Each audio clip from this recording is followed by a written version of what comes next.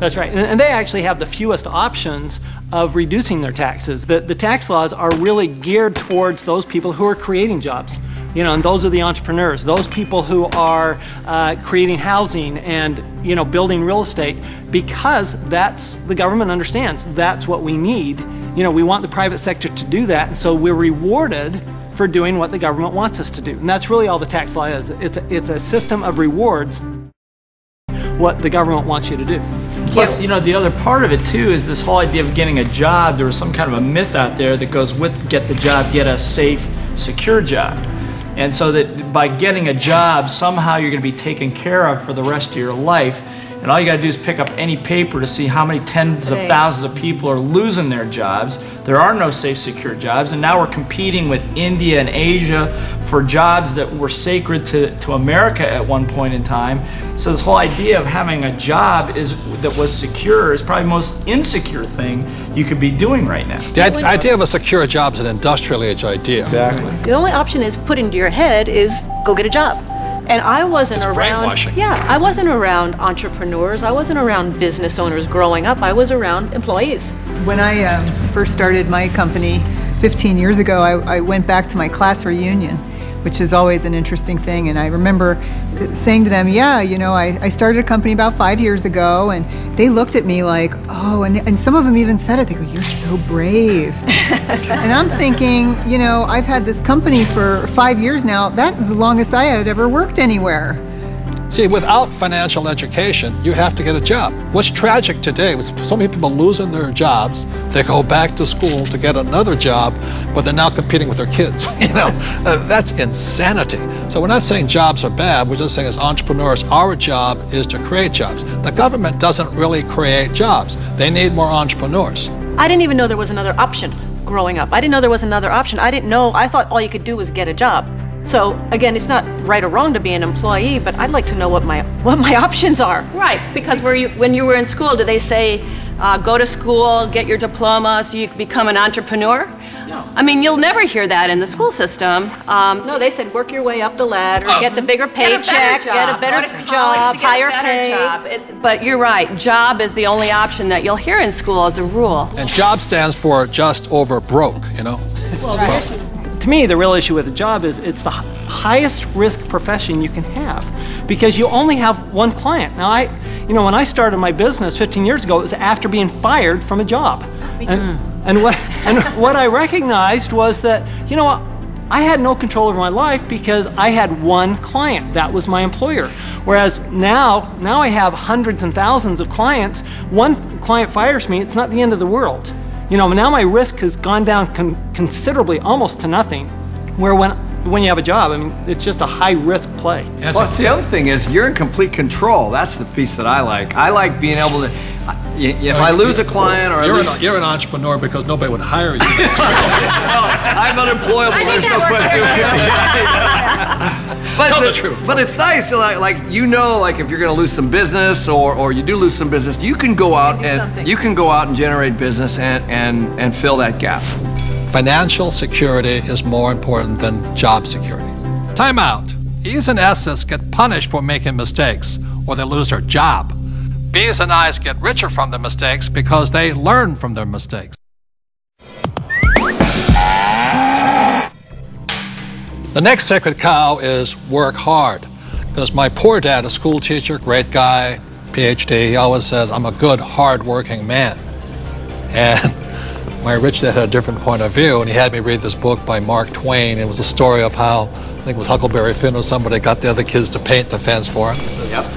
He says, that's working hard. You want other people to work hard for you, and you want your money to work hard for you. That was his lesson. And a lot of people really, you know, they can't wait till Friday because they hate their work so much, and they dread Sunday because they have to go back to work. With us, I would say most of us are working 24/7, but we're working differently. And I love my work. And it's challenging, there's problems and all that stuff, but I love it. So we work hard, but we don't work hard in the normal sense of working hard.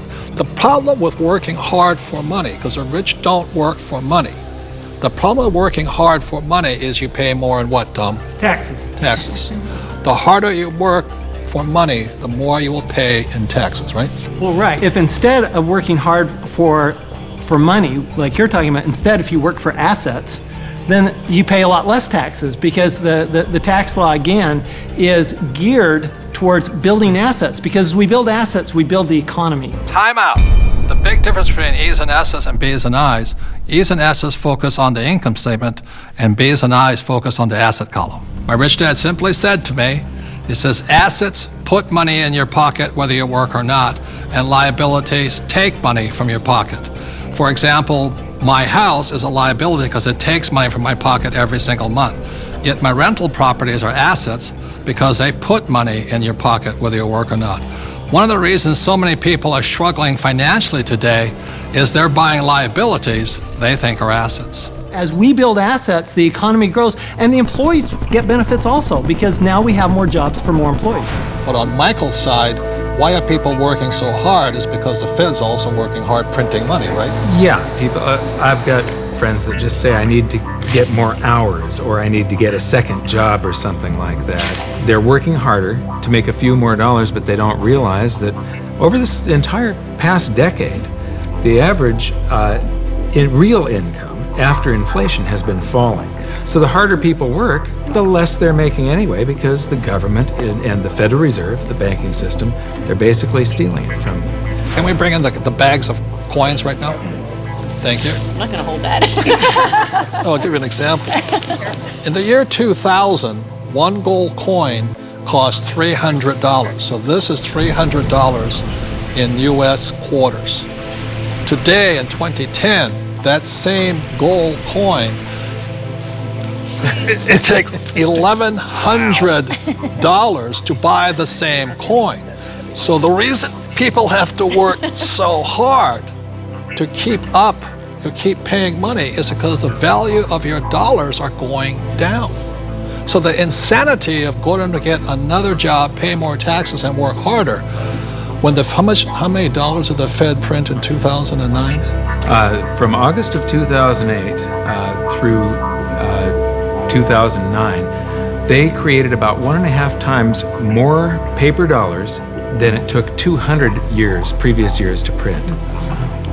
So that's why people are working harder, because your money is worth less. And it isn't the coin that changed. People don't understand that it isn't this price going up, it's the value of the dollar falling. It's the currency that's changing. The can of soup in the grocery store, that can of Campbell's soup, it's the same can with the same contents from back in 1950 when it was 15 cents to today where it's $1.95 or whatever it is. So that's why the rules have changed. In 1971, the US dollar stopped being money and it became a currency, it became debt. It became an IOU from the federal government. And the thing is, they can print as much as they like of it. And the more they print, the harder you have to work. It all takes place in your head.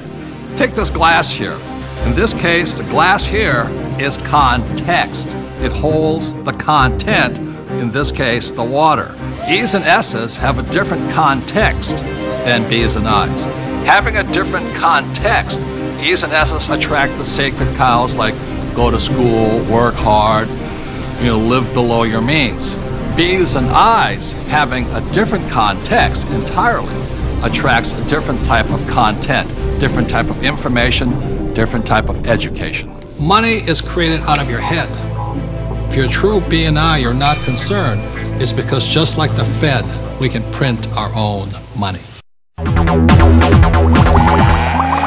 And now, for our next sacred cow, one of our favorite ones, live below your means. How many of you here do not like living below your means? No. That's no fun. It kills people's spirits. And why would you want to live below your means? But many people have to, unfortunately, because the Fed is printing so much money that taxes and inflation go up, which means people are forced to live below their means. So anybody make comments on living below your means?